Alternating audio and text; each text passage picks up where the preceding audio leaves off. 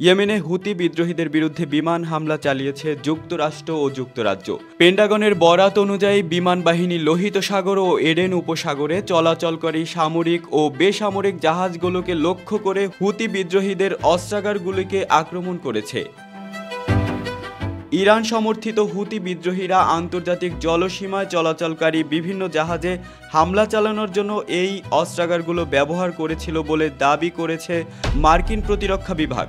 Pentagon জানিয়েছে এটি একটি অভিযান ছিল যা তাদের অস্ত্র সংগ্রহের কেন্দ্রগুলিকে লক্ষ্য করে চালানো হয়। এদিকে আল মাসিরা টিভি জানিয়েছে গত শনিবার রাতভর রাজধানী সানা এবং আমরান অঞ্চলে শক্তিশালী বিমান হামলা হয়েছে। প্রত্যক্ষদর্শীরা বিস্ফোরণ ও যুদ্ধ বিমানের তীব্র শব্দ শোনার কথা জানিয়েছেন, তবে এখনও হতাহতের খবর পাওয়া যায়নি।